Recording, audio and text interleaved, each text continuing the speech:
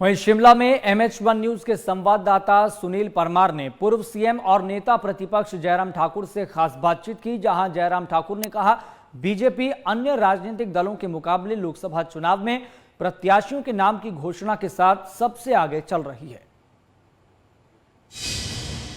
लोकतंत्र का महापर्व को लेकर अगर बात की जाए तो इस तमाम जानकारी के लिए हमारे साथ मौजूद है नेता प्रतिपक्ष जयराम ठाकुर जी। आइए उन्हीं से जानते हैं कि किस तरह की तैयारियां चल रही हैं, किन मुद्दों को लेकर जो है वो विपक्ष जनता के बीच में जाने वाला है। जयराम जी, बहुत बहुत स्वागत करते हैं जी, धन्यवाद।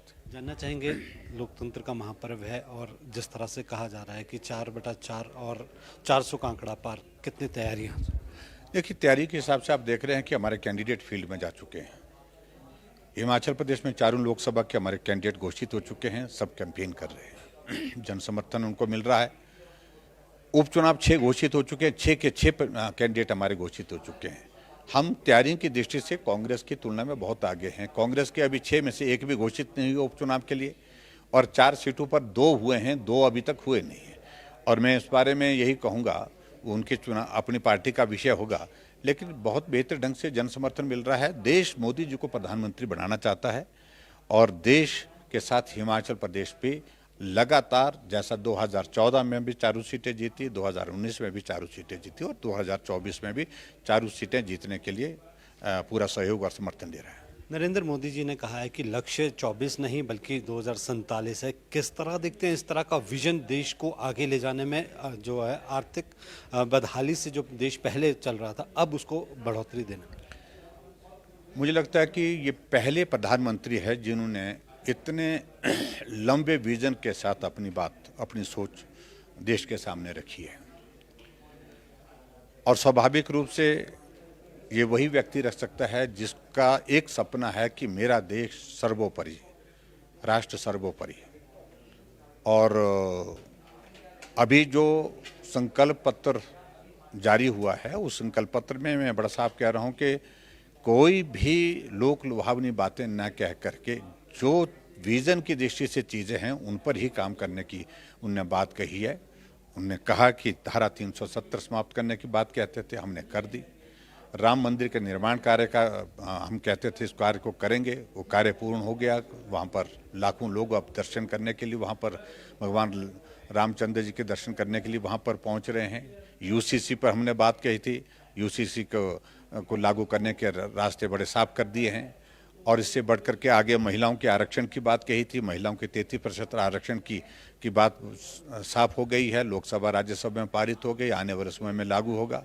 आने वाले समय में अब जो कमिटमेंट उन्होंने की है कि हमने एक और बड़ी बात कहें कि 1 नेशन 1 इलेक्शन, इस मुद्दे को लेकर के भी हम विचार कर रहे हैं, इसका रास्ता निकालेंगे और इसका मुझे पूरा भरोसा है कि इसका भी कोई न कोई रास्ता निकलेगा। और इससे आगे बढ़ कर के और जो चीज़ उन्होंने जो कही है, आयुष्मान भारत का दायरा बढ़ा करके उसमें जो हमारे 70 साल से ऊपर बुजुर्ग हैं उन सबको उस दायरे में लाने की बात कही है। और 80 करोड़ देशवासियों को जो गरीब हैं, उनको मुफ्त राशन की बात है, तो उसको स्कीम को जारी करने की बात कही है। उन्होंने कहा उसको जारी रखेंगे। और गरीब लोगों का घर हो, अपना घर हो, उस बात को लेकर के उन्होंने एक बात कही है कि 3 करोड़ मकान और आने वाले समय में हम बना करके पूरा करेंगे ताकि गरीब लोगों को घर मिल सके। और इस बात को लेकर के भी एक और बात भी उन्होंने कही है कि 25 करोड़ गरीब लोगों को गरीबी रेखा से ऊपर लाने में हमने सफलता हासिल की है। और बाकी सारी चीज़ों को, एक एक चीज़ को उन्हें जो संकल्प पत्र में जो दर्शाया है उसमें एक ही विजन दिखता है कि देश आगे बढ़ना चाहिए। और देश को आगे बढ़ाने के लिए भरोसा है तो नरेंद्र मोदी जी पर भरोसा है और मोदी जी की गारंटी पर लोग भरोसा करते हैं, यही मुझे कहना है। सर, अस्थिरता की भी बात की और जिस तरह से टीका टिप्पणी हो रही है, चाहे वो बात कीजिए कंगना रनौत के ऊपर जिस तरह से सवाल उठाए जा रहे हैं, किस तरह देखते हैं? क्या इसको लेकर बीजेपी कानूनी तौर पर भी जाएगी?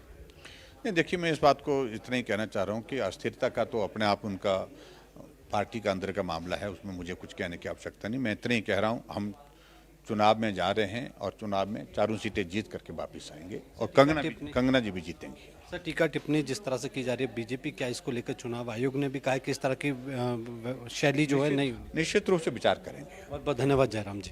तो ये थे पूर्व मुख्यमंत्री जयराम ठाकुर, जिन्होंने साफ तौर पे कहा है कि देश के प्रधानमंत्री नरेंद्र मोदी ने जिस तरह से साफ तौर पे कहा है कि देश को विकसित भारत बनाने के लिए 2047 का जो लक्ष्य रखा है उसको निश्चित तौर पर जो है वो देश की जनता भी जो है वो स्वीकार करेगी, और वहीं हिमाचल प्रदेश में भी जो है वो चारों सीटें लोकसभा की भाजपा जीतेगी। मैं अपने सहयोगी पुष्पेंद्र चौधरी के साथ सुनील परमार, MH1 न्यूज़, शिमला।